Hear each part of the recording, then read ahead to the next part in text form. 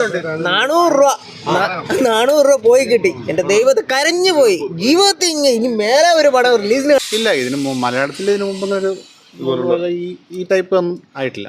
പ്രാങ്കന്മാർക്കുള്ളൊരു മറുപടിയാണ്. പ്രാങ്കന്മാരെ പ്രാങ്ക് ചെയ്യുന്നവരെ ഇമോഷണലി തളർത്തുന്ന ഒരു പടമാണ്. Friends, welcome back. വീണ്ടും ഒരു ആസിഫ് അലി ചിത്രം. അപ്പോൾ പുതുമകൾ തേടി പോകുന്ന ആസിഫ് അലി ഇത്തവണയും നമ്മളെ ഞെട്ടിക്കുമോ എന്ന് നമുക്കൊന്ന് ചോദിച്ചു നോക്കാം.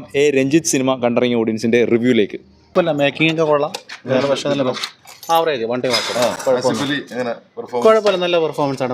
ഫാമിലി എന്റർടൈൻമെന്റ് ആണ്. കുഴപ്പമൊന്നുമില്ല. കോമഡി വലുതായിട്ട് കോമഡി ഇല്ല. ഇതിനും കുഴപ്പമില്ല. വൺ ടൈം വാച്ച് മൂവിയാണ്. ഇല്ല. ഇതിന് മലയാളത്തിൽ ഇതിനു മുമ്പൊന്നൊരു ഈ ടൈപ്പ് ഒന്നും ആയിട്ടില്ല. കുഴപ്പമൊന്നുമില്ല. ഒരു ആവറേജ് മൂവി. കൊള്ളില്ല. വെറുതെ കാശ് പോയതല്ലാതെ വേറെ അഭിപ്രായമൊന്നുമില്ല, പറയാനൊന്നുമില്ല. Full time ത്രില്ലടിച്ചിരിക്കും. 400 രൂപ പോയി കിട്ടി. എന്റെ ദൈവത്തെ കരഞ്ഞു പോയി. ജീവിതത്തിൽ ഇനി മേലെ ഒരു പടം റിലീസിന് കാണത്തില്ല. അങ്ങനെ ഒരു സങ്കടം. അല്ല, മലയാളത്തിൽ ഇതുവരെ കണ്ടിട്ടില്ലാത്തൊരു കഥയല്ലേ? ഏത് കഥ? എന്തോന്ന് കഥ ഇത്? ഇതൊരു കഥയാണ്. ദൈവമേ, സങ്കടം വന്നേ. ഇനി അത് ആ സങ്കടം മാറാനായിട്ട് നല്ലൊരു ഫുഡ് കഴിക്കണം. നല്ല ഫുഡ്. ഹായ് ഫ്രണ്ട്സ്, അങ്ങനെ രഞ്ജിത്ത് സിനിമ കണ്ടു.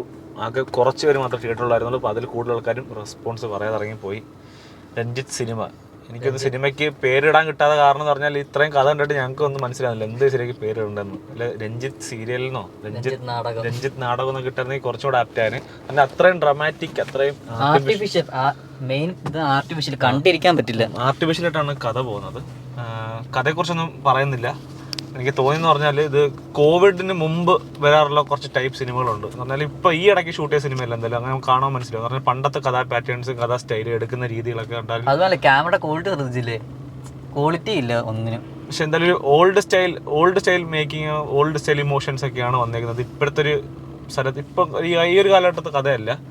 പിന്നെ എടുത്ത് പറയാനായിട്ട് ആസിഫ് അലിക്ക് എന്താണ് റോള് കൊടുത്തിരുന്നത്, ആസിഫ് അലിക്ക് പറ്റുന്ന രീതിയിൽ നല്ലോണം ചെയ്തിട്ടുണ്ട്.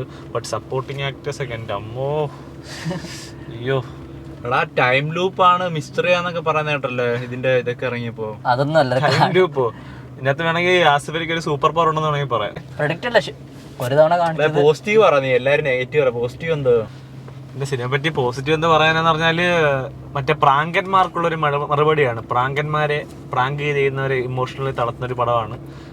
മറ്റേ ആൾക്കാരുടെ പ്രൈവറ്റ് സ്പേസിലേക്ക് ഒരാളത്തെ ആൾക്കാർ ഇടപെടുന്നതൊക്കെയാണ് ഇതാണ് ഒരു മെയിൻ തീം. ഇതാണ് ബാക്കിയുള്ള പ്രൈവറ്റ് സ്പേസിലേക്ക് ഇടപെടുന്നതും ഇതൊക്കെയാണ് മെയിൻ തീം. അപ്പൊ ആസിഫ് അലി സിനിമയിൽ വന്ന് പെട്ടുപോയതാണോ അതോ ആസിഫ് അലി കഥ എങ്ങനെയാണ് കഥ എന്തുകൊണ്ട് ചൂസ് ചെയ്യുന്ന അറിയാൻ വയ്യ. പക്ഷെ നല്ലൊരു ഈ കോൺസെപ്റ്റിനെ കുറച്ചുകൂടെ നല്ലതാക്കി എടുത്തിരുന്നാല്, ഈ കോൺസെപ്റ്റിനെ കുറച്ച് പുതുമയും ചേർത്ത് കുറച്ചും കൂടെ ഫസ്റ്റ് ഹാഫ് ഒക്കെ ഇരിക്കുമ്പോഴേ എന്താ ഇന്റർവൽ ആവാത്തൊരു തോട്ടാണ്. എന്തായാലും റെസ്പോൺസ് എടുക്കാൻ ആകെ കുറച്ച് പേരെ വന്നിട്ടുള്ളൂ. അതില് ബാക്കി പേരെ നിങ്ങൾ ഇതിൽ ഇടാൻ പറ്റാത്ത രീതിയിലുള്ള റെസ്പോൺസ് ആയിട്ട്, അതുകൊണ്ട് ഞാൻ ഇടുന്നില്ല. മതി. അപ്പൊ ഗൈസ്, ഇതാണ് രഞ്ജിത്ത് സിനിമ കണ്ട ഇവന്മാരുടെ അഭിപ്രായങ്ങൾ. അപ്പോൾ നിങ്ങൾ ഈ സിനിമ കണ്ടവരാണെങ്കിൽ നിങ്ങളുടെ അഭിപ്രായം കമന്റ് ചെയ്യുക. നിങ്ങൾ എന്തായാലും ഈ ഒരു സിനിമ തിയേറ്ററിൽ കാണുക. ഇതല്ലെങ്കിൽ 10 സിനിമകളുണ്ട്. നിങ്ങൾ ഫുൾ തിയേറ്റർ രാവിലെ ഇറങ്ങിയാൽ മതി. എല്ലായിടത്തും പടങ്ങളൊക്കെ കാണുക. അപ്പോൾ ഷോ നടക്കുന്ന സിനിമകൾ എന്തെങ്കിലും ഉണ്ടെങ്കിൽ ഞങ്ങൾ റിവ്യൂ ഇടാം. ഓക്കെ, അപ്പോൾ അടുത്തൊരു വീഡിയോ കാണാം. ബൈ.